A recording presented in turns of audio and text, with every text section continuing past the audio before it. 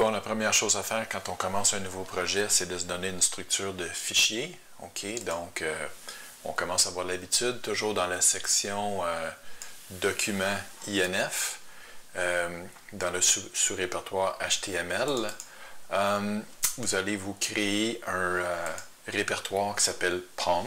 OK, et puis dans ce répertoire-là, on va avoir quoi? On va avoir notre fichier HTML principal qui s'appelle pong.html. Je vais vous le montrer dans un instant.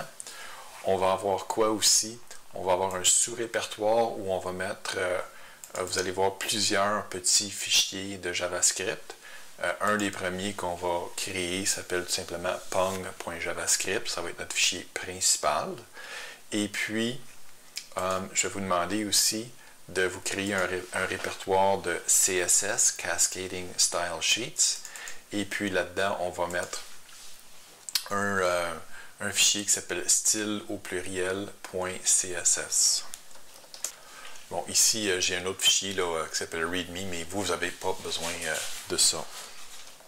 Donc, allons voir ce que peut avoir l'air notre premier fichier pong.html juste pour commencer.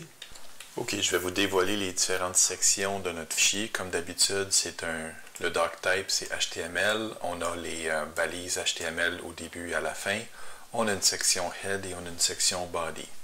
Qu'est-ce qu'on a dans la section Head? Bien, toujours ici à la ligne 4, on informe notre furteur qu'on va utiliser des caractères UTF-8 et qu'on va se référer à un fichier qui va définir nos styles.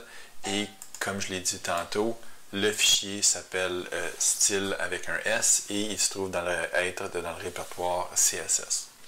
Par la suite, ici, j'ai mis un commentaire parce qu'on va se rajouter d'autres fichiers JavaScript qu'on va vouloir utiliser dans notre programme, puis on va les inscrire ici aux lignes 8, 9, 10, 11, 12, etc. quand on va en avoir de besoin. Finalement, dans la section Head, on indique que le titre qu'on veut voir apparaître dans l'onglet du furteur, c'est Pong. Ça, évidemment, vous pouvez changer ça comme vous voulez. OK, je vais fermer cette section-là, puis on va aller voir ce qu'il y a dans le body. OK, donc dans le body, on va commencer par mettre, on va avoir une section header où on va donner le nom de notre jeu. Présentement, moi, je l'ai appelé Multipong, mais vous pourrez le changer en cours de route.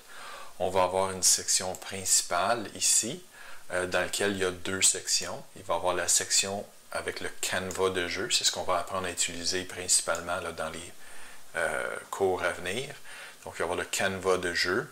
J'ai donné un identifiant à ce canevas-là. Je l'ai appelé Canva 1 parce que techniquement, il pourrait y avoir plusieurs canevas dans un jeu, mais pour l'instant, on en a juste un. On va avoir une section aussi où on va avoir nos contrôles pour partir le jeu, augmenter le nombre de balles, se faire une pause, etc.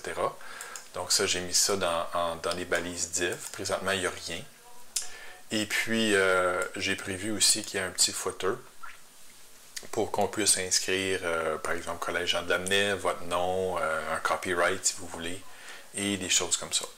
À la fin, ici à la ligne 30, on va charger le code principal qui se trouve à être comme source SRC. Faites bien attention de mettre les lettres dans le bon ordre. Dans le sous-répertoire JS et puis dans le fichier pong.javascript. Donc voilà ce qu'on va retrouver dans le premier fichier HTML. Notre fichier ne sera pas super compliqué, vous allez voir, mais il va grossir un petit peu. Allons voir ce qu'on va mettre dans notre fichier pong.js.